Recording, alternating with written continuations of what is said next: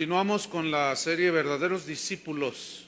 Este es el tema número 11, que se titula El carácter del discípulo, parte 1. Mateo capítulo 5, versículo 1 y 2. Dice así: viendo la multitud, subió al monte, y sentándose vinieron a él sus discípulos. Y abriendo su boca, les enseñaba. ¿Qué les enseñaba Jesús? La enseñanza de Jesús, que Él estaba a punto de darles aquí a sus discípulos, tenía que ver totalmente con el estado interno del discípulo, con el corazón del discípulo. La enseñanza de Jesús siempre estuvo enfocada a la formación del carácter de sus discípulos. Hoy se le da más énfasis a los dones y a las señales que un cristiano pueda hacer que a la formación del carácter. Pero ese es un orden invertido. Dios le pone énfasis al carácter del discípulo que a las señales, porque las señales y las maravillas esas siguen al que cree, ¿no es cierto? Los dones, los carismas de Dios son un regalo de Dios, pero el carácter Él lo va formando, ¿sí? Carácter no es un don, no se recibe por oración. Entonces, déjeme darle una definición de carácter. Según el diccionario de la Real Academia Española, dice que carácter es el conjunto de cualidades de una persona que la distingue de otras en su modo de ser, en su modo de vivir, en su modo de obrar. Entonces, Jesús puso énfasis en que en nuestro ser interior, en la formación del carácter, que aprendiéramos cada día a ser como Él, a vivir como Él, a pensar como Él.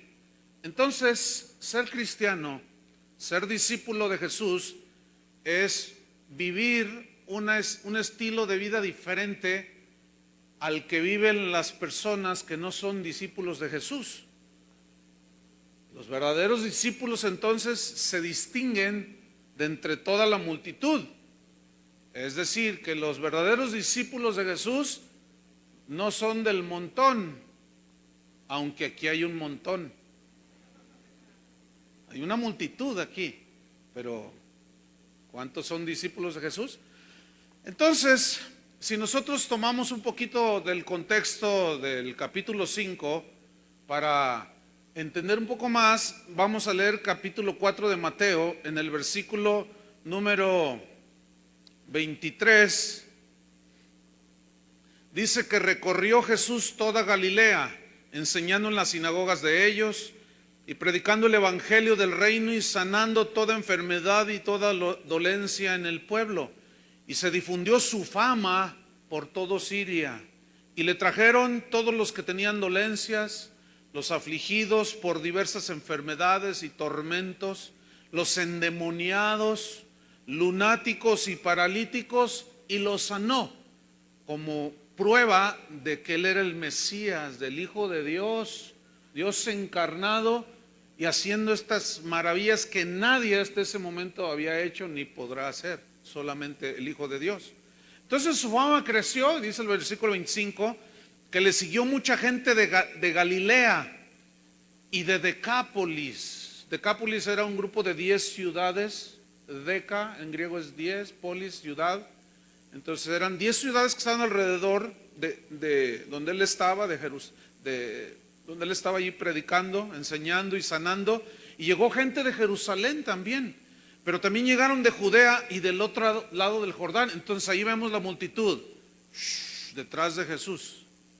Entonces en el capítulo 5, en el versículo 1, dice que viendo la multitud, él sabía que no todos eran genuinos, que no todos eran reales, que venían buscando lo suyo algunos, pero había otros genuinos de corazón, genuinos discípulos. Y escuchen, viendo la multitud subió al monte, se puso en un lugar alto, la gente abajo, aprovechando la acústica para que todos escucharan perfectamente su mensaje, y sentándose.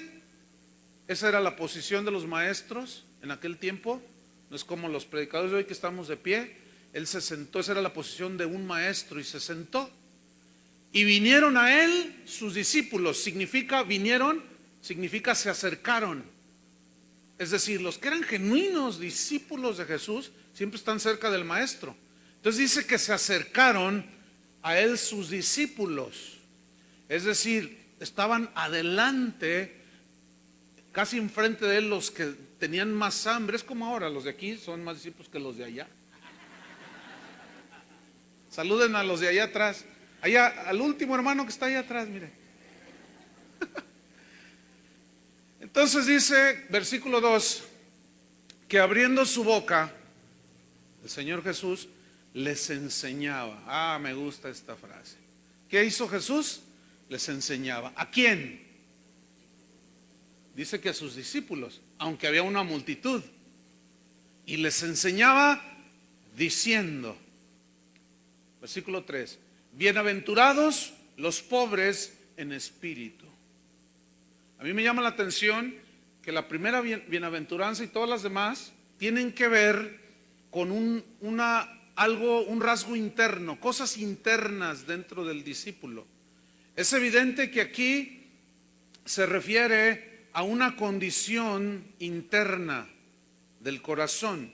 La palabra bienaventurados se tradujo de la palabra Macarios, de donde se deriva el nombre Macario, ciertamente, y Macarios significa supremamente dichoso, significa sumamente feliz. Ahora, esa es una expresión muy, muy importante, porque Jesús dice, supremamente dichoso y feliz los pobres. ¿Así dicen los pobres? En espíritu. Lo cual está evidenciando, si Jesús hubiera dicho, bienaventurados los pobres, pues se implicaba a los que no tenían dinero, no tenían casas, pero no dice los pobres materialmente, lo cual nos comprueba que es un mensaje netamente espiritual, dirigido al corazón y a la formación del discípulo. Entonces dice, bienaventurados, supremamente dichosos los pobres en espíritu. ¿Qué significa la frase pobres en espíritu? Primero vamos a definir lo que es de dónde viene la palabra pobres. Viene de la palabra griega tojos, que literalmente significa mendigo. ¿Qué hace un mendigo? ¿Quién es un mendigo? Bueno, la definición dice que es alguien que no tiene absolutamente nada, que vive en la miseria, que tiene múltiples necesidades pero no tiene recursos. Por lo tanto, el mendigo es un miserable que al no tener nada, entonces con insistencia extiende la mano para pedir ayuda. Ayúdenme, por favor. Entonces, ¿qué hace un mendigo? Mendiga. ¿Qué es mendigar? Según el diccionario es pedir ayuda.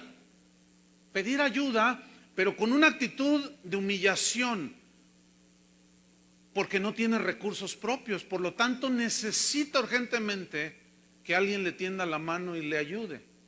El otro día se acercó a una persona, yo iba con mi hija y se veía de aspecto indigente y con su rostro así pues se ve la necesidad. Dice, por favor ayúdeme. Entonces me dice mi hija, dice, ay, dice, ay, qué vergüenza pedir, dice. Le digo, pues fíjate que ellos se comen la vergüenza.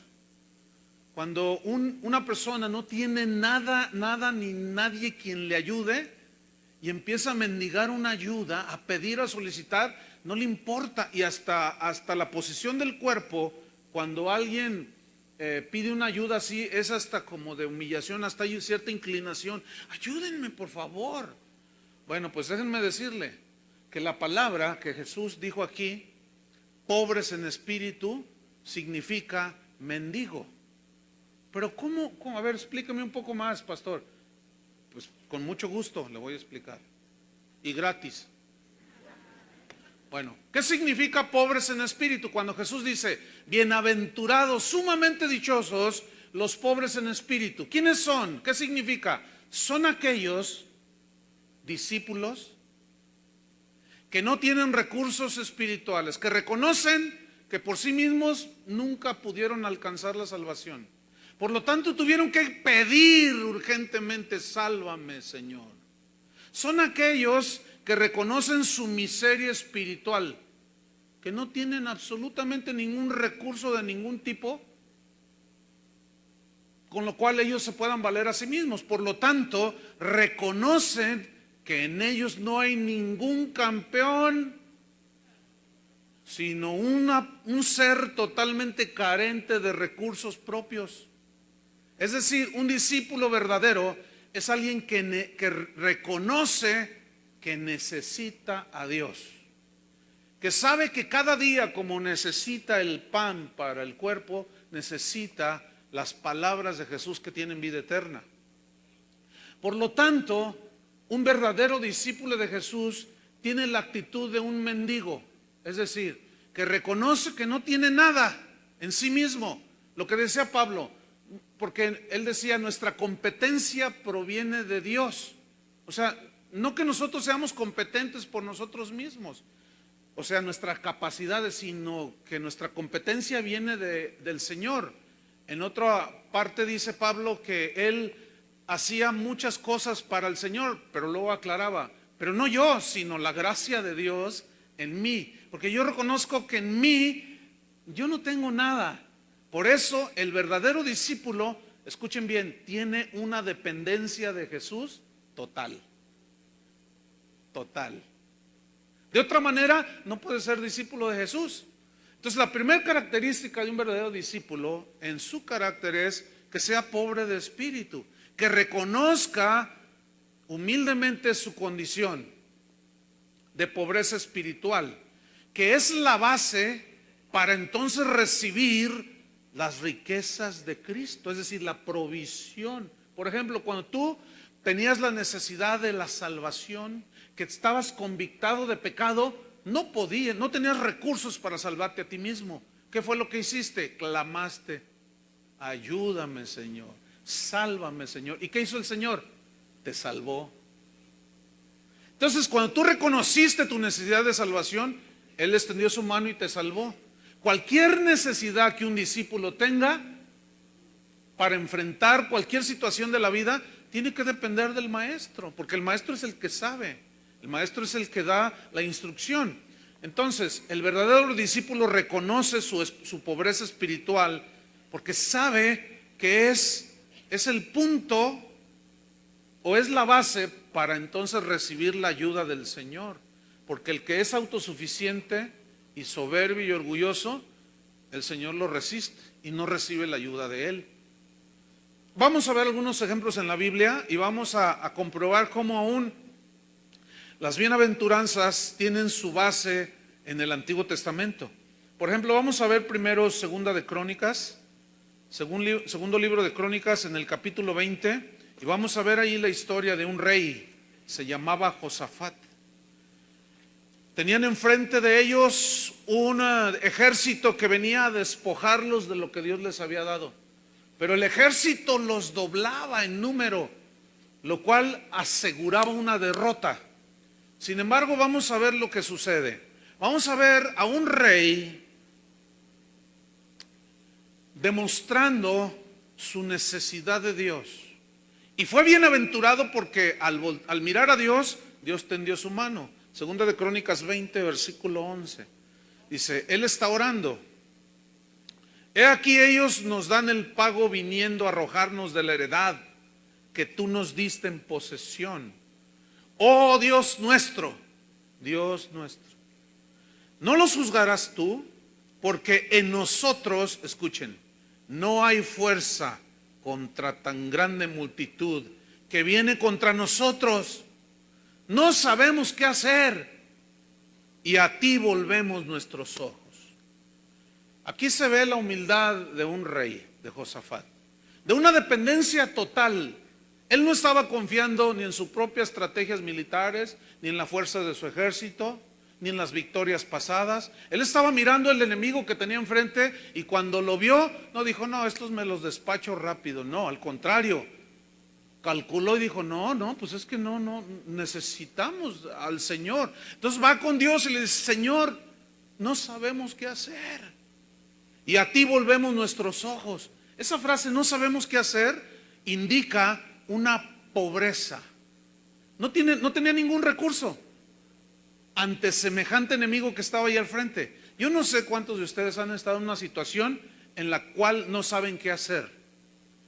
Pero algunos que se dicen discípulos de Jesús, cuando están en una situación en la que no saben qué hacer, en lugar de volver los ojos a Dios, se refugian en la botella de tequila, o van con el compadre. Están ahí en la situación que necesitan que el Señor supla una necesidad que tienen, y en lugar de voltear al Señor y verlo a Él, ven al compadre que está muy bendecido y ni cristiano es. Y dicen, voy a ir con mi compadre y le voy a pedir, Él me va a sacar de este problema. Estoy hablando de supuestos discípulos o discípulos en formación. Como me dijo en una ocasión un hombre, dice, pastor, yo perdí mi esposa, perdí mi negocio, me quedé en la bancarrota y en lugar de refugiarme en Dios, me refugié en el alcohol. Y le dije, ¿cómo para eso sí tuviste? Para comprarlo. Cuando tú estás en un problema, si tú eres discípulo de Jesús, ¿a quién volteas a ver? Es más, ni siquiera me vean a mí, hermanos, por favor. Si yo mismo tengo que voltear a verlo a Él. Tenemos que aprender, si somos discípulos de Jesús, a voltear a verlo a Él, no a los hombres. Por eso dijo Jesús, bienaventurados los que reconocen que necesitan ayuda, porque entonces, ¿qué prefieres? ¿Que te ayude el Señor o tu compadre? ¿De veras? Pues entonces, ¿qué hay que hacer? Mirar a Dios. Bueno, sigamos leyendo. Y todo Judá estaba en pie delante de Jehová con sus niños, sus mujeres y sus hijos. Dice que había un hombre llamado Matanías, levita de Asaf, de los hijos de Asaf, en el 14, sobre el cual vino el Espíritu de Jehová en medio de la reunión. Y dijo, oíd Judá todo, y vosotros moradores de Jerusalén, y tú rey Josafat, le dice, Jehová os dice así. Qué tremendo es, qué diferencia enorme recibir una palabra que viene de Dios a recibir palabra humana. Nada que ver, ¿eh? ¿Qué prefieres, la palabra del hombre o la palabra de Dios? Yo los invito a que siempre anhelemos la palabra de Dios, no los consejos positivistas y consejos para animar, motivadores, no sirven para nada absolutamente. Pero cuando es una palabra de Dios, wow, ¿qué sucedió? Viene la palabra de Dios y le dice, no temáis, Josafat, ni pueblo, no os amedrentéis delante de esta multitud tan grande. Y se lo señala, multitud tan grande, dice. Porque no es vuestra la guerra, sino de Dios. ¿De quién es la guerra? De Dios. Bienaventurado Josafat, bienaventurado el pueblo en ese tiempo que reconoció su necesidad de Dios, que reconoció que ellos no podían enfrentarse con sus propios recursos. ¿Qué sucedió? Dios les dio la victoria. El enemigo se mataron entre sí mismos y tuvieron una grande victoria porque Dios peleó en lugar de ellos. ¿Qué tenemos que hacer nosotros? Lo mismo, hermanos. Esperar que sea Dios. ¿Qué puedes hacer tú ante tantas cosas que suceden, que están fuera de nuestro alcance, que podamos nosotros solucionar? Nada. Pero si nosotros volteamos nuestros ojos y dejamos que sea el Señor de los ejércitos quien pelea por nosotros, a eso se refirió Jesús. Bienaventurados los pobres en espíritu, porque reconocen que me necesitan, entonces yo voy en su auxilio. Eso significa. Hay otra historia que está en Primera de Reyes, capítulo 3, versículo 9, no 19, sino 9. Primera de Reyes, capítulo 3, versículo 9, que tiene que ver con, es una historia me gusta mucho esta historia, con Salomón. Ya David había muerto y Salomón recibe el trono, y veamos lo que dice, vamos al versículo 7, Primera de Reyes 3, versículo 7. Está orando Salomón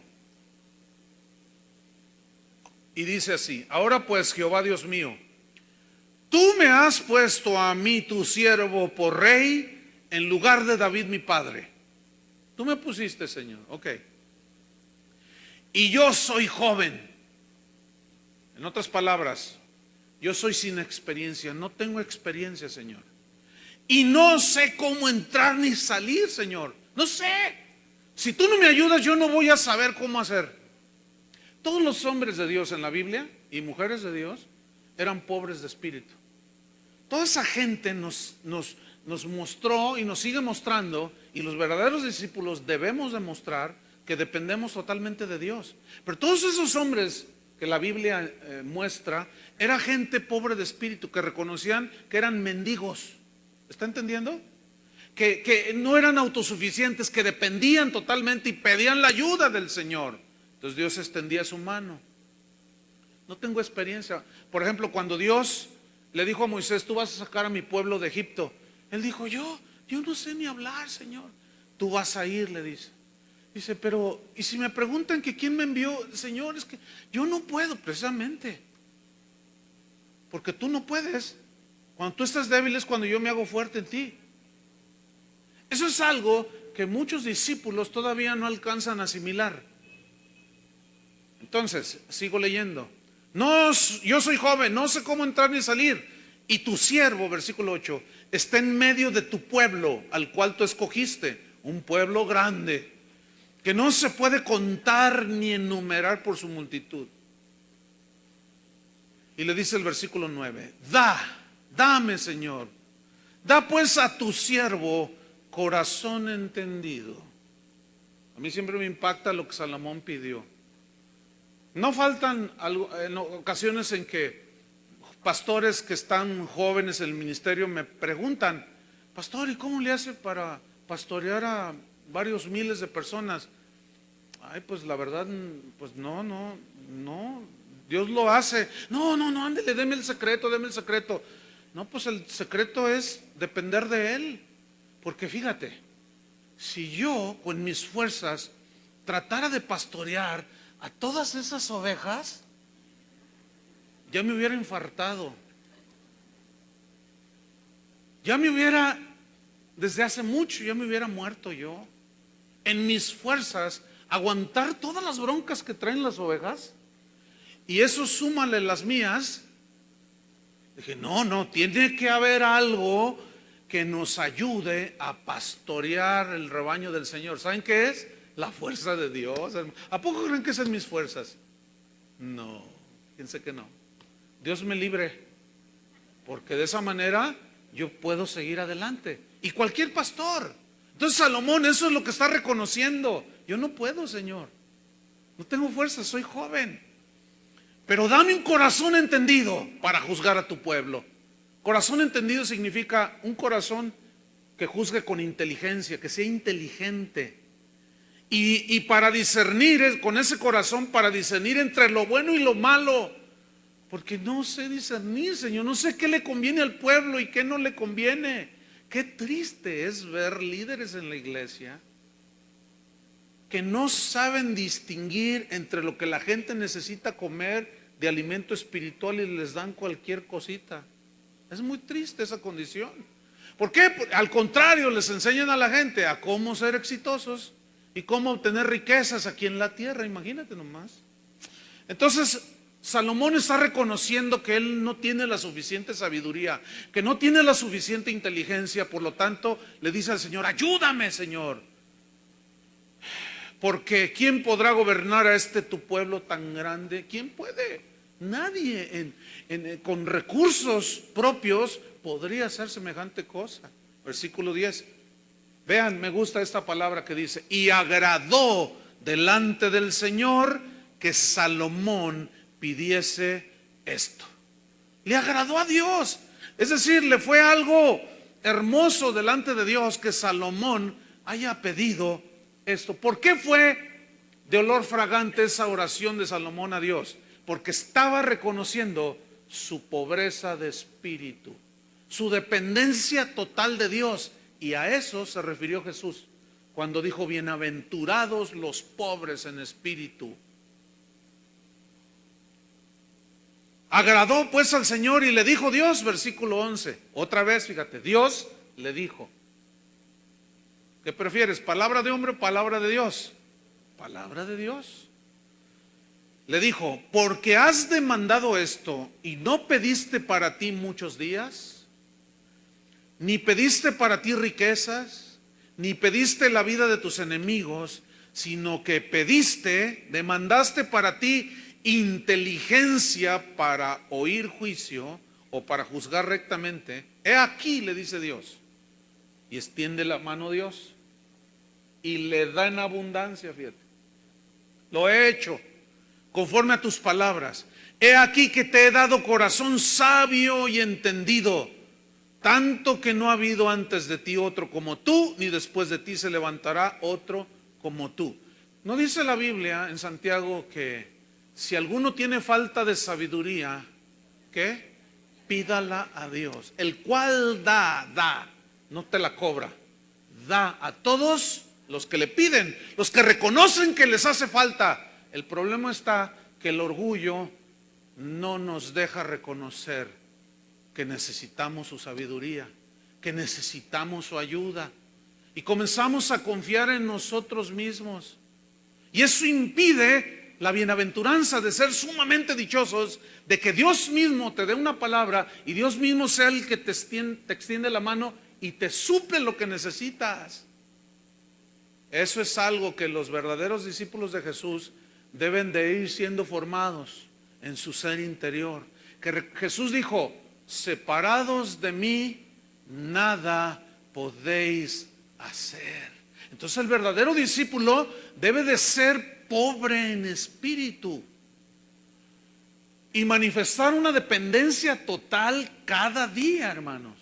Entonces Dios le responde y le dice: te doy esa sabiduría, te doy esa inteligencia. Hermanos, escuchen bien, varones casados, se necesita sabiduría para pastorear la familia.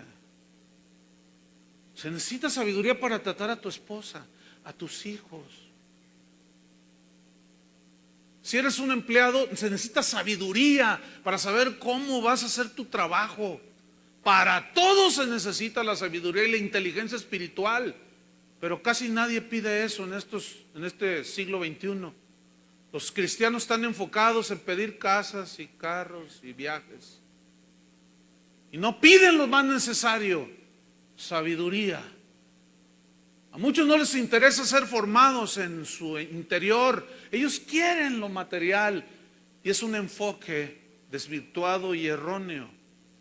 Pero sigamos leyendo. ¿Qué más sucede con Salomón? Dice: te doy todo eso que me pediste, corazón sabio y entendido. Pero en el 13 dice: y aún también te he dado las cosas que no pediste. Ay, eso me gusta. Aún te doy las cosas que no me pediste. A ver, les voy a hacer una pregunta. ¿Cuántos discípulos aquí han recibido algo de Dios que nunca pidieron? Levante su mano. Ay, descanso en el Señor. Qué bonito recibir cosas que ni siquiera pediste. Pero esas cosas, ¿qué son? Las cosas materiales, fíjense. ¿Qué no dijo Jesús? Que no se afanen por el día de mañana. ¿Qué no miras a las aves? ¿Qué no miras a las flores del campo? Si Dios las viste así, las alimenta así a las aves, ¿no hará mucho más con vosotros, hombres de poca fe? Confíen en mí. Busquen primeramente el reino de Dios y su justicia, la rectitud del caminar con Dios, y esas cosas serán añadidas. Pero qué triste es ver a los discípulos del siglo XXI enfocados en pedir las añadiduras, y no se enfocan en lo que realmente es riqueza, que son las verdades espirituales de Dios. Y aún dice: también te he dado las cosas que no pediste, riquezas y gloria. Y escúcheme, él ya era rico. Su padre David era un hombre rico, pero todavía le da más y le da esplendor, dice, de tal manera que entre los reyes ninguno haya como tú en todos tus días. Pero luego le da le pide un requisito: si anduviereis en mis caminos, guardando mis estatutos y mis mandamientos, como estuvo David tu padre, como anduvo David tu padre, yo alargaré tus días. Eso, hermanos, es ser pobre de espíritu. Eso es muy diferente a confiar en uno mismo. Mira, los estándares del mundo son muy diferentes a lo que Jesús estableció para los que le siguen. Déjame ponerte un ejemplo. Tú andas buscando trabajo, tú estudiaste en una buena universidad, tienes un título. Entonces tú vas y solicitas la gerencia que está ahí, el puesto vacante. Entonces te piden tu currículum vitae. Entonces tú le pones ahí: estudié en Harvard, tengo doctorado y 2 maestrías y aparte un diplomado en la Universidad Complutense, quién sabe cuánto. Y hasta le inventas ahí, cuando estudiaste en la UDG. Ahora, tú llegas junto con otros 20 personas que van a solicitar el puesto. Bueno, el de recursos humanos está allí mirando y él se basa en tus capacidades, ¿sí o no? En lo que puedes hacer. Entonces seleccionan a uno, lo mandan llamar y le preguntan: bueno, pues usted llena todo el perfil, usted tiene toda la preparación, usted es una persona sumamente capaz para el puesto. ¿Usted cree que pueda con el puesto de gerente de esta empresa? Entonces imagínate que ese le responde: no, pues no sé, no, pues es que no sé si pueda, es que... ¿Le van a dar el trabajo?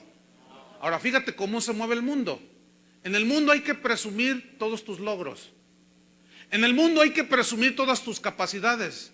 En el mundo hay que presumirles. Cuando tú hablas 5 idiomas, tú tienes que presumir. No, pues yo hablo inglés, alemán, español, totonaca y otro dialecto por ahí. Entonces la gente dice: políglota. Entonces, mientras más logros humanos tienes, más vales para la gente. Eso no así en el mundo. Ahora, vienes a los pies del maestro, te pide currículum. ¿Sabes por qué? Porque no tienes nada. Ahora, él no dijo: yo necesito que los discípulos que van a evangelizar el mundo deben de tener un currículum excelente, ¿verdad que no? El otro día se me acercó una persona al final de una reunión y me empezó a dar todo su currículum. Yo ni le pregunté, pero este señor me empezó a decir: pastor, tengo gusto de conocerlo. Fíjense que yo he predicado en las mejores iglesias en los Estados Unidos. Y fíjense que los líderes más connotados del mundillo evangélico son mis amigos. Ah, sí, bueno, ¿y en qué le puedo servir? Bueno, es que mire, la verdad, ¿usted conoce el evento fulano de tal? Pues sí, he oído. Yo he predicado allí. O sea, quiso apantallarme para que seguramente yo le iba a decir, él pensó que seguramente yo le iba a decir: santo Dios, ¿a quién tenemos entre nosotros? Por favor, venga y predíquenos aquí. Si supiera que aquí no se necesita currículum. ¿Ustedes creen que presumiendo es como se vive en el reino de Dios? A ver, todos ríanse así. Me asustaron. No, pero para nada, hermanos. ¿Por qué? Porque nuestra competencia viene de Dios. Porque a nosotros se nos exige que reconozcamos que somos pobres en espíritu, que nosotros no hay recursos, que nosotros no sabemos hacer nada. El otro día una persona de aquí de la congregación, pues comenzó a compartir ahí en su colonia. Y en un lapso de, no sé, un mes, el otro día me dice: oye, pastor, pues ya son casi 60 personas que tengo allí. ¿Y qué hago? Le digo: pues predícales, eso estás haciendo. Sí, pero ¿no vas a mandar a algún pastor a que agarre esas 60 ovejas? Le digo: no, yo no. Pues ¿cómo te voy a mandar si Dios te está usando a ti? Es que yo no sé nada. Pues precisamente por eso, síguele allí. Pero es que yo no sé nada. Pues precisamente, porque ese reconocer que yo no sé nada es cuando el Señor, ¿qué hace? Te empieza a dar. Por eso dijo: bienaventurados los pobres en espíritu, los que reconocen que no tienen la capacidad para hacer, mucho menos la obra de Dios. Imagínate. El rey David en el Salmo 40, vean qué salmo tan más reconfortante, tan más hermoso. Es un salmo profundo, es un salmo que muestra de una manera muy abierta el corazón de un rey. Se llamó David. En el Salmo 40, en el versículo 17, fíjate qué interesante, dice: aunque afligido yo y necesitado, Jehová pensará en mí. Pues nosotros lo leemos así: aunque afligido yo y necesitado, Jehová pensará en mí. Pero si nos metemos un poquito más, vamos a descubrir algo muy interesante. Por ejemplo, la palabra afligido, aunque afligido, se tradujo del hebreo aní, que significa pobre, que es el equivalente a tojos del Nuevo Testamento, de mendigo, pues, de pobre, que no tiene ningún recurso. Entonces, ¿qué está diciendo David aquí? Yo soy, aunque soy pobre, reconozco que no tengo recursos, soy un mendigo, necesito la ayuda de Dios urgentemente. Aunque soy pobre y necesitado, y la palabra necesitado se tradujo del hebreo evión, fíjese qué cosa, que significa mendigo. Qué interesante. O sea, estamos viendo la humillación de un hombre encumbrado, de un rey, que está reconociendo que él no puede, que necesita la ayuda de Dios. Algunos discípulos, al no pedir ayuda de Dios, no pueden salir de sus problemas. A veces la ayuda de Dios viene a través de un consejo sabio, de alguien que a lo mejor los dobla en experiencia o que tiene sabiduría de Dios. Y es muy común darse cuenta que a veces la gente pues tiene problemas, los discípulos de Jesús, y la señora le dice al Señor: mi amor, le dice, vamos a pedir un consejo que nos ayude. No, yo no voy a contarle mis problemas a nadie, yo puedo con ellos. Y ya tienes 30 años con ellos y dices que puedes. Entonces: no, mi amor, pero mira, no podemos, cada vez estamos peor, mi vida. Vamos, ándale, vamos a pedir un consejo sabio con alguien que nos pueda ayudar. No, la ropa sucia se lava en casa. Mira, ese orgullo que te cargas, ¿sabes a dónde te va a llevar? Al estancamiento. Porque no estás reconociendo que no puedes. Acuérdate, el estándar del mundo es muy diferente al estándar que Jesús impuso. En el mundo tú presumes tus logros y al mundo allá afuera le demuestras que tú sí las puedes. Pero aquí, por más que demuestres que puedes, no vas a poder, porque no tienes nada. Nada más que el problema es que no lo reconocemos. Pero en cuanto tú reconoces que no tienes los recursos espirituales, los recursos que te van a ayudar a salir adelante en esa situación, mientras no lo reconozcas, ahí te quedas. Ese es el problema. Ahora bien, sigue diciendo: yo reconozco que soy pobre, soy como un mendigo, Señor. Aún así, dice, precisamente por eso Jehová pensará en mí. Luego sigue diciendo: mi ayuda y mi libertador eres tú. ¿Quién es su ayuda? ¿Su compadre? No, Dios es mi ayuda y mi libertador. Dios mío, le dice, no te tardes. Ahora, le urgía una ayuda a David, ¿no es cierto? ¿Cuál era su situación? La vemos rápidamente en el versículo 11. Gire la hoja hacia atrás y vayamos al versículo 11 y vamos a ver cuál era la razón del por qué pedía ayuda. No te tardes, le decía el Señor, me urge, Señor.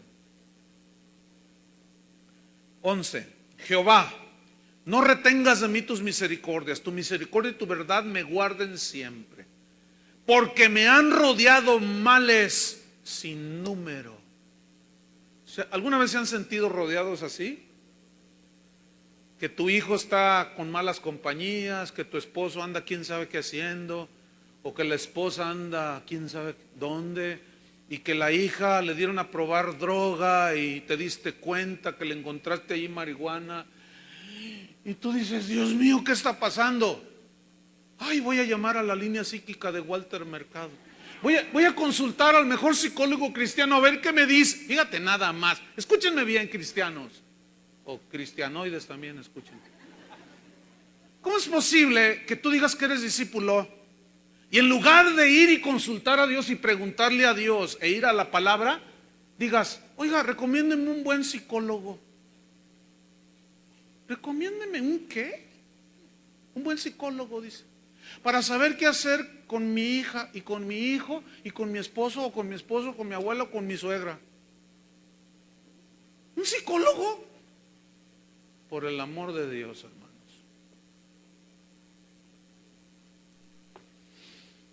¿Qué más dice? Me han rodeado males sin número, me han alcanzado mis maldades y no puedo levantar la vista. ¿Qué es esto? ¿Me han qué? Alcanzado mis maldades. La Biblia dice que cuando un discípulo de Jesús peca, confiesa sus pecados y Él es fiel y justo para perdonarnos. Así dice, ¿no es cierto? Pero también hay en la otra parte que muy poco se enseña en las iglesias, de que cuando cometemos errores, Dios perdona nuestros pecados, pero tenemos que enfrentar las consecuencias de nuestros errores. Déjenme ponerles un ejemplo. Hace días visité a un hermano que le dio un infarto en su corazón. Y resulta que este hermano ya es de los primeros que se convirtieron aquí, siempre ha sido un hombre fiel junto con su familia.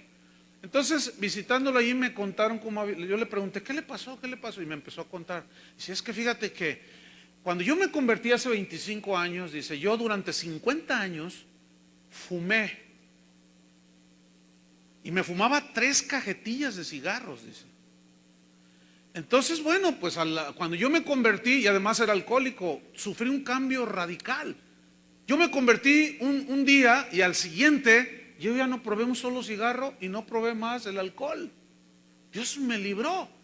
Dice, y hace unos días, dice, yo andaba ahí en mi casa y de pronto siento un dolor y me da un infarto.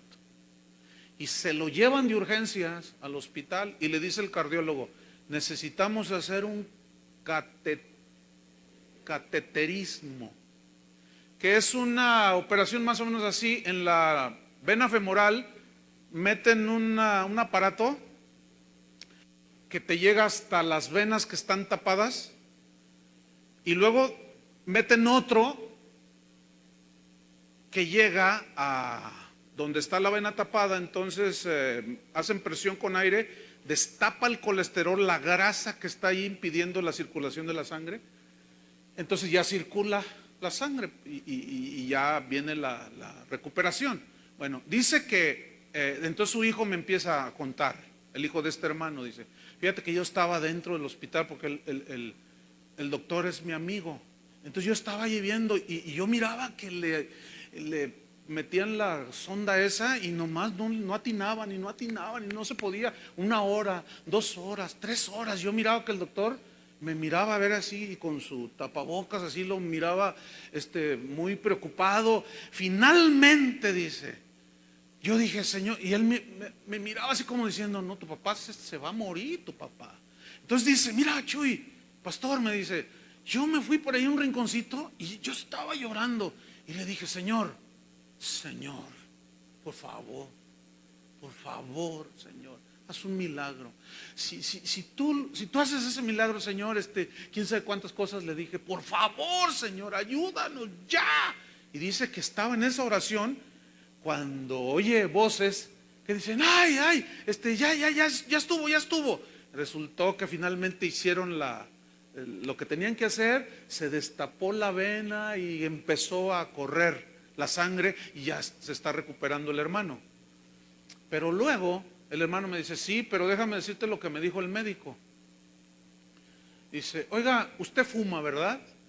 Y le dice, no, hace 25 años dejé de hacerlo.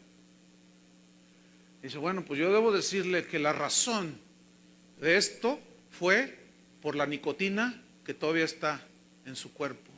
Porque la nicotina tiene un efecto, esa no se desaparece, esa se queda ahí. Así es que todos los que todavía fuman, fíjense nomás, los males los alcanzarán. ¿Qué vas a hacer? ¿A consultar los brujos de San Martín de las Flores? ¿O qué vas a hacer? ¿Vas a mirar a Dios o qué vas a hacer? Bueno, lo que pasa es que la nicotina hace un efecto así como el acerrín, cuando se tira algún líquido que lo mezclas y absorbe. Entonces, lo que hace la nicotina es que absorbe todo el colesterol y ese circula por las venas y por eso se tapan. Nada más para los que fuman, sigan fumando. 25 años. Bueno, David, o sea, son las consecuencias de nuestros errores pasados. Y muchos de ustedes se turban porque no saben por qué le están pasando ciertas cosas.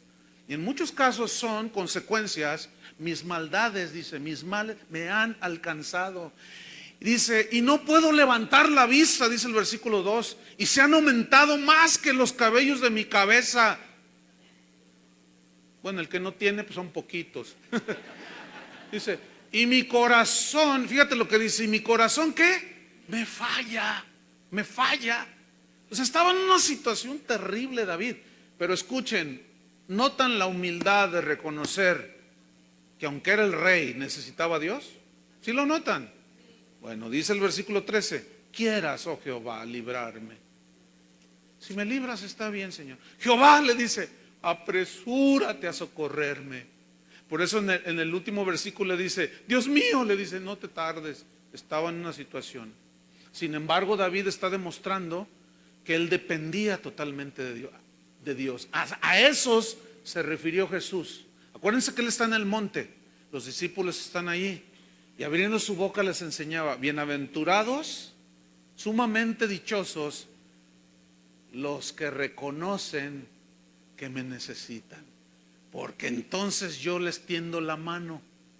Pero el que no reconoce, pues ahora sí que quédese con su orgullo.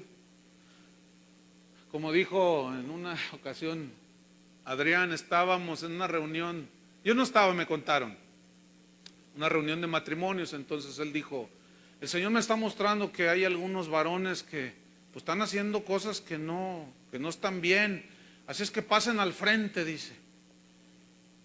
Todos los que están haciendo cosas que no le agradan a Dios, y nadie pasaba.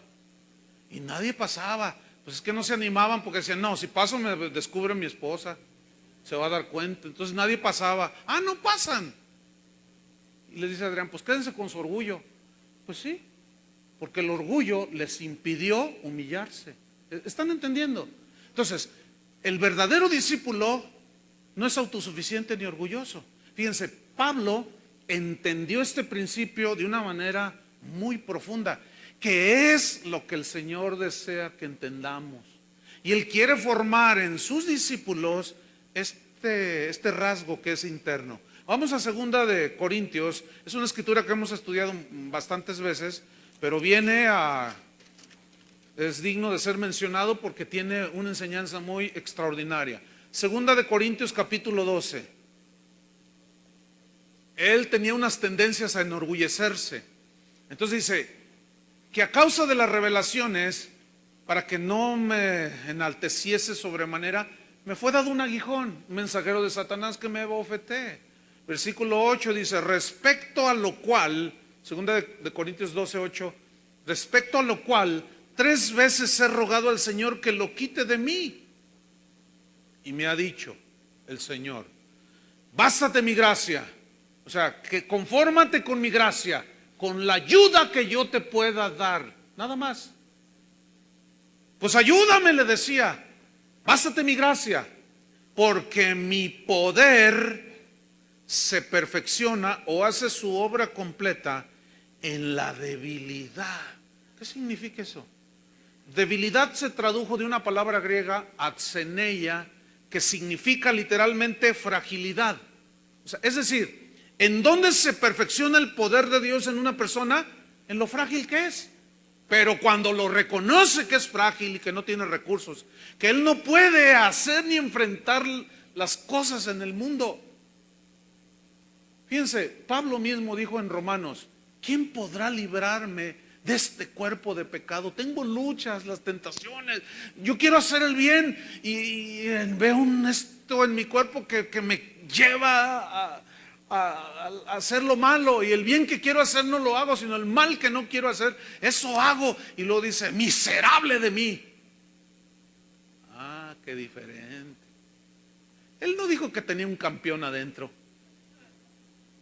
Él dijo: yo tengo pura basura adentro y lo que necesito sacar es la basura. Y toda la podredumbre que tenemos dentro, en el cerebro, en el entendimiento, en la inteligencia toda corrompida y en el corazón, eso es lo que debemos de sacar, la basura. ¿Cuál campeón ni qué nada? Dice: miserable de mí, yo reconozco que soy un miserable.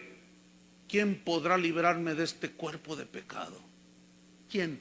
Y luego dice: gracias doy a Dios por Jesucristo.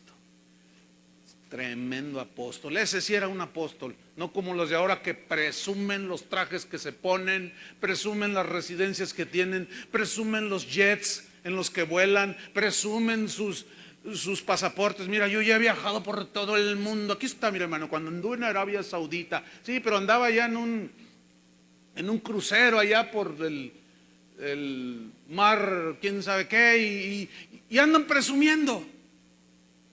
¿Serán esos como Pablo? No. ¿Esos qué van a decir? Soy un miserable. Ellos no dicen soy un miserable. Al contrario, ahorita vamos a ver una escritura bien tremenda.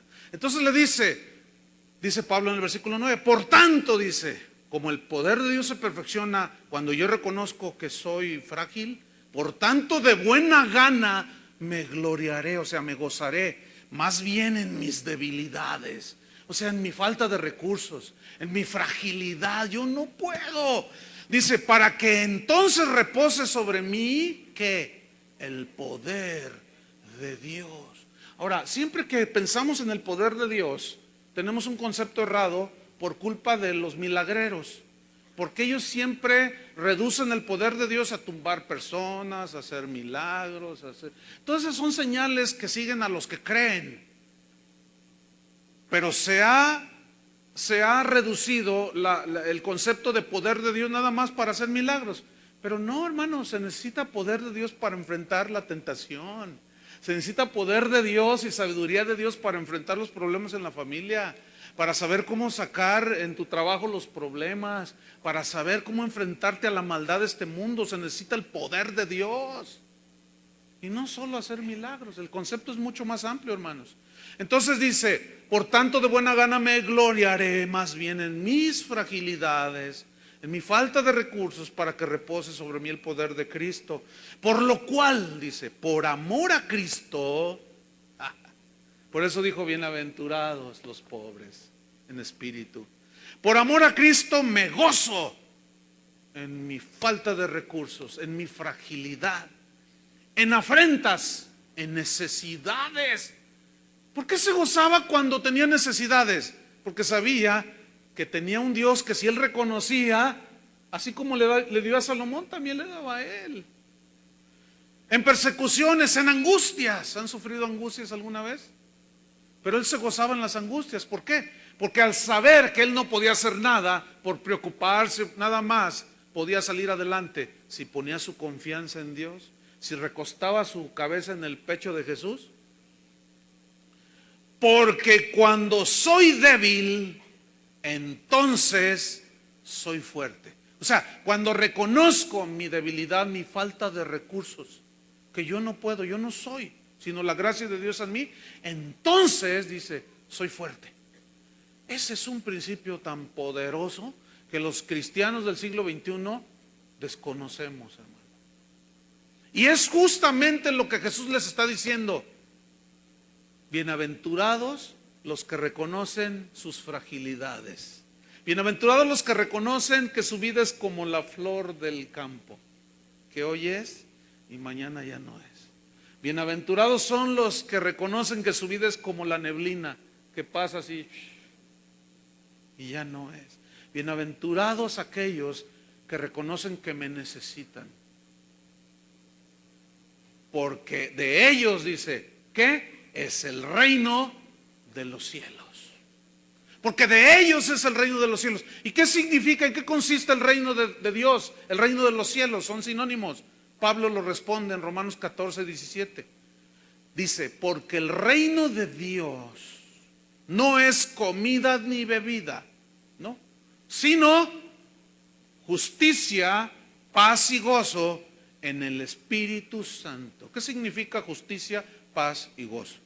Justicia, la justificación que viene de Dios. Cuando tú reconoces que tú no puedes salvarte de tus propios pecados ni de la esclavitud del pecado, clamas a Dios por la salvación y Él te la regala y lava tus pecados en la sangre de Cristo. Entonces te justifica y te hace libre de la esclavitud del pecado. Y luego caminas con las leyes del reino, con humildad. Tú sigues dependiendo del Señor. Entonces, ¿en qué consiste vivir en el reino de Dios? No es comida ni bebida, o sea, no son las cosas materiales, sino las cosas espirituales. Pero luego viene la paz, justicia, paz. ¿Cuál es el resultado de la justificación? Según Romanos 5:1, justificados pues por la fe, tenemos paz para con Dios. Ay, hermano, no hay nada más maravilloso para un ser humano caminar en paz con Dios. Ya hizo las paces con Dios. ¿Cómo lo hizo? Cuando reconoció que Jesús era su Salvador. Cuando reconoció que necesitaba ayuda. Entonces, por lo tanto, hay paz con Dios y el cristiano, el discípulo, camina con paz en su corazón. Y como consecuencia, hay gozo en el Espíritu Santo. Que es a lo que Jesús se refería cuando dijo, sumamente dichosos, van a disfrutar. Hay algo que no se puede explicar en esa bienaventuranza. No la puedo explicar, necesitas vivirla. No la puedo explicar, no. ¿Cómo explicarte? A ver, ¿cómo explicarte? Ahí te va. Lo que yo pueda sentir cuando reconozco mi dependencia de Él y digo, Señor, ayúdame, si no me ayudas, yo descanso en ti, yo no puedo hacer nada. ¿Cómo explicarte lo que yo siento cuando Él me responde en mi debilidad o fragilidad? ¿Cómo te lo puedo enseñar? No se puede. Lo único que te puedo enseñar es el principio.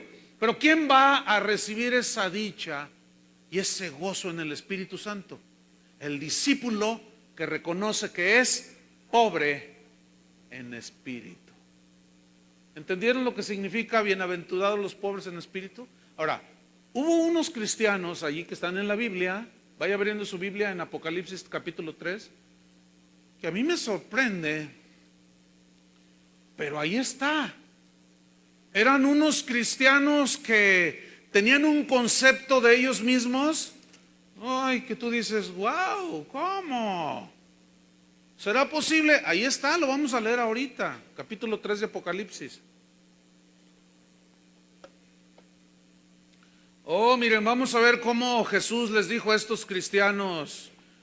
Eran cristianos, eran hijos de Dios, pero de pronto algo pasó que se volvieron autosuficientes y orgullosos. Vamos a leer. Apocalipsis 3, 15, vamos a leer. Yo conozco tus obras, que ni eres frío ni caliente. Ojalá fueses frío o caliente. Pero por cuanto eres tibio y no frío ni caliente, te vomitaré de mi boca. Pregunta, ¿qué fue lo que sucedió para que los cristianos de la Odisea, porque en el 14 dice que fue dirigida a ellos esta carta, ¿qué sucedió en la vida de estos cristianos que los hizo entrar a una tibieza espiritual? Y en su relación con Dios eran tibios. ahora sí oraban, le cantaban, caminaban un paso con Dios, otro en el mundo. Ay, vamos al estudio bíblico, vamos, ay, no tengo ganas, me quedo, a ver, las tontas no van al cielo. No, pues es que ay, estoy tan cansado. Es una tibieza espantosa. Ahora escuchen, hay un dicho en México que dice que la carga hace andar al burro, ¿no? Pero vean la situación de estos. ¿Por qué entraron en esa tibieza? La respuesta está en el versículo 17. ¿Qué había pasado? Y esto ahí va para los que siguen creyendo en el falso evangelio de la prosperidad. Hay un peligro inminente allí. Ahí va, versículo 17. Porque tú dices, confesión positiva. Yo soy rico. Yo soy rico. ¿Qué no es la bendición de Dios? Tú vives en la miseria porque no confiesas, porque no decretas. Tú no vives como hijo del rey. Yo sí. Es más, mira, te invito a un viaje a París. No, pues no tengo ni para ir a Uruapan. ¿Ves? No, tú vives siempre en la miseria. Es que seguramente, mira, o no tienes fe, o andas en pecado, o no haces lo suficiente, o no esto, o no lo otro. Pero mira, a mí Dios me ha bendecido, yo soy rico. Yo quiero que noten, Jesús está recriminando, tibio, porque tú dices, yo soy rico. ¿Qué más decían estos cristianos? Y de ninguna cosa tengo necesidad. ¿A qué les suena eso? Autosuficiencia, orgullo. No sé si has tú vivido un caso más o menos así, que alguien tiene algún problema y tú le dices, pues vamos a orar al Señor. No, ya oré, pero mejor vamos a hacer otra cosa. Bueno, es que en realidad, bueno, mira, yo tengo con qué salir de este problema y no hay ningún, la operación vale tanto y pues tengo para eso y un poco más. ¿Tú sabes que eso se te puede ir así? ¿Y después qué? Pero como dice la Biblia de los mexicanos, la carga echa a andar al burro. Y cuando se te acaban todos los recursos y ya no tienes absolutamente nada, que a veces el Señor en su soberanía propicia todo eso. ¿Para qué? Para que aprendas a depender absolutamente de Él. ¿Me están entendiendo? Entonces dice, tú dices yo soy rico, de ninguna cosa tengo necesidad. Eso es lo que ellos opinaban de sí mismos. Bueno, ves, hasta el auditorio que tenemos, hasta rampa hidráulica tiene. Tenemos asientos confortables, hasta aire acondicionado interno, por ahí le aprieto y sale una cosita, así sale un ventilador. Y no sé cuánta cosa, nosotros no tenemos necesidad de nada. Yo cambio mi carro cada año, la bendición de Jehová, aleluya, alabado sea su nombre. Así, eso pensaban ellos de sí mismos. Pero vamos a ver qué es lo que pensaba Jesús de ellos. ¿Quieren saber qué pensaba? Agárrense, abróchense los cinturones. Y no sabes, no te has dado cuenta, que tú eres un desventurado, miserable, pobre, ciego y desnudo. ¿Sabes qué piensa el Señor de los que se sienten autosuficientes? Se los voy a decir, ahí léanlo ustedes porque lo van a decir, ay, qué feo nos dijo. No es mi mensaje. Yo nada más les estoy repitiendo lo que Jesús dice de los que no son pobres de espíritu. Si tú no eres pobre de espíritu, yo te voy a decir lo que el Señor piensa de ti, que eres un miserable, desventurado, pobre y ciegos como los de allá arriba. No ven, porque son autosuficientes, se creen mucho y creen que no necesitan. Bien, van a las iglesias, sí, las llenan y todo, pero se van, salen y son tibios, porque de ellos mismos piensan algo que Jesús contradice. Dice el versículo 18, por tanto, y les da un consejito, yo te aconsejo que de mí compres oro refinado en fuego, para que seas rico, de verdad. O sea, significa riquezas espirituales. Y vestiduras blancas para vestirte, y que no se descubra la vergüenza de tu desnudez, y unge tus ojos con colirio para que veas.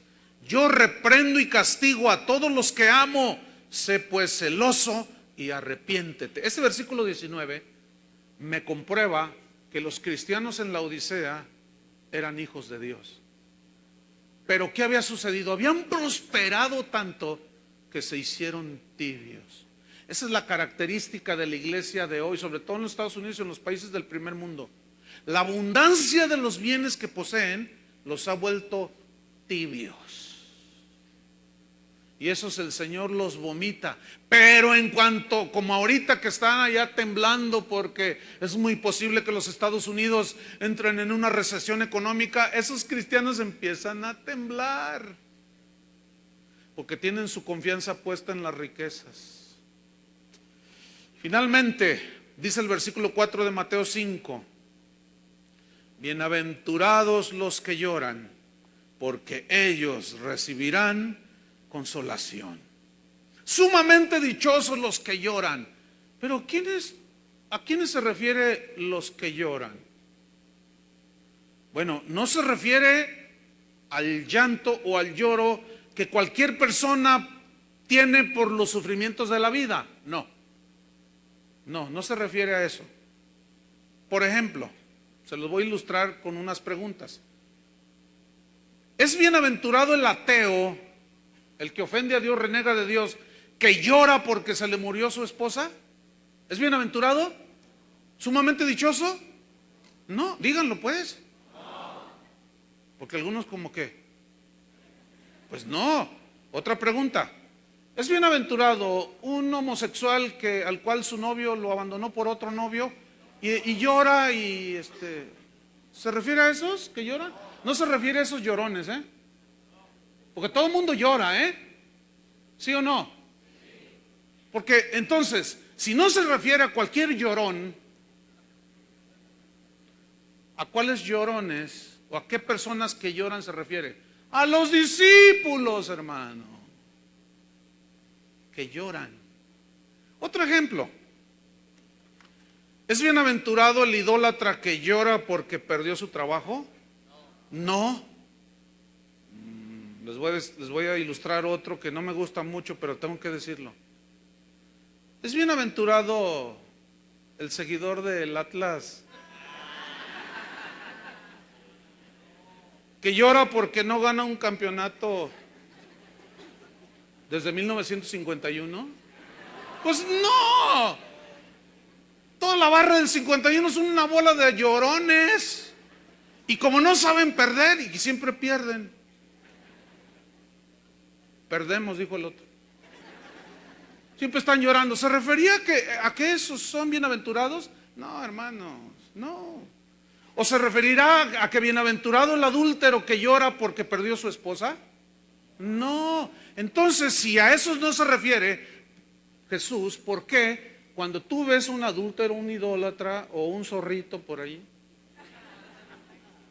que está llorando, por qué vas y le dices: mira, no te preocupes, Dios te va a consolar? ¿Qué?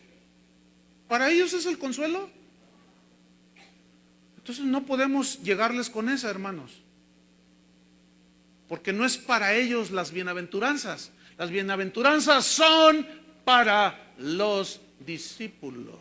Y aquí nos vamos sobre el fin. Entonces, ¿a qué se refiere? A los discípulos que lloran. ¿Por qué lloran los discípulos? Lloramos cuando reconocemos que no podemos. ¿Cuántos han llorado de impotencia? Pero luego levantan su mano y el Señor llega, ¿no? Lloramos, un discípulo llora cuando peca, como Pedro. No desea pecar, pero cuando peca y reconoce, llora. ¿Les ha pasado algo así? También lloramos, o el discípulo llora cuando es perseguido, cuando es vituperado, atacado. Otros cuando se enferman, o aún como cristianos cuando algún familiar se muere. ¿Cuántos han llorado? Pero ahí es cuando viene ¿qué? La consolación. El sábado se me acercó unos hermanos de aquí y me dijeron: pastor, ¿se acuerda de nuestra hija? Sí, cómo no, ¿cómo sigue? Dice, no, pues ya se murió. Era una jovencita de 21 años, hermanos, miembro de casa de oración. Le dio cáncer. Cuando le descubrieron ya era terminal el cáncer. Y yo hablé con ella y le dije, mira, ¿tienes a Cristo en tu corazón? ¿Te has arrepentido? Sí. Y se miraba pues. Dice, pero pues tengo miedo, pastor. Y ya la empecé a ministrar. Escuchó la serie La Soberanía de Dios. Y un día que platiqué con ella me dijo, pastor, si Dios me sana, gloria a Dios, y si no, pues ya me voy con Él. Su actitud era muy distinta. Otra vez la miré, ¿cómo estás? Dice, ay, pues me siento mal por la quimioterapia y todo. Bueno, el sábado sus padres me dijeron, pastor, ya se murió. Y mi hermano fue, tú fuiste, ¿verdad? Con ella. Bueno, yo les pregunté a ellos, ¿y ustedes cómo se sienten?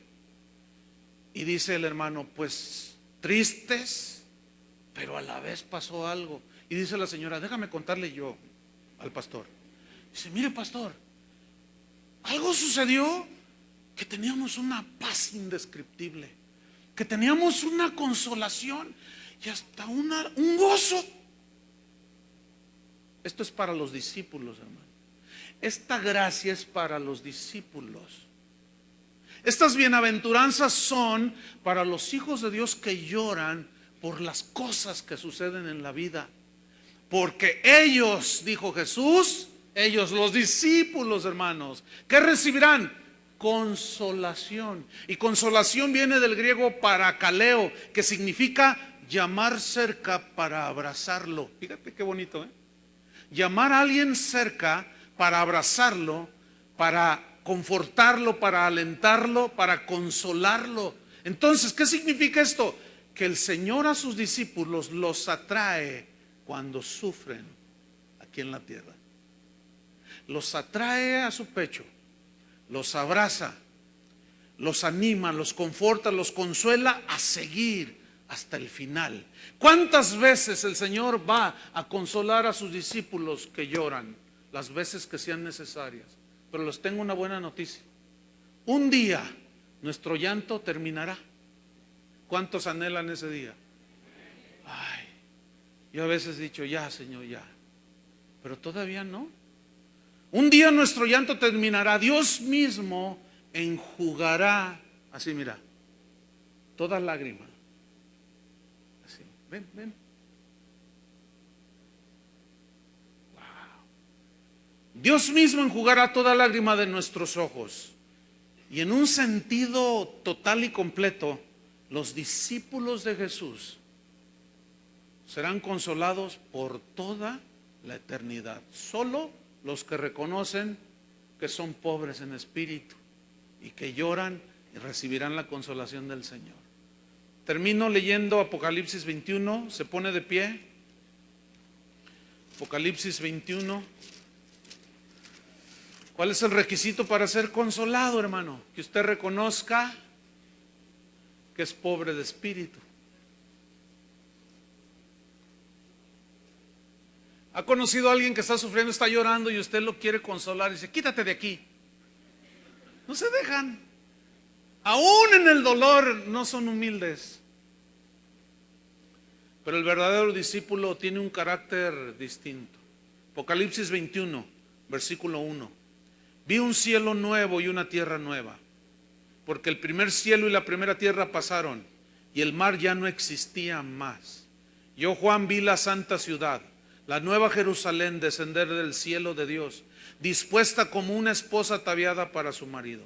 Y oí una gran voz del cielo que decía, he aquí el tabernáculo de Dios, la habitación, Dios mismo, con los hombres.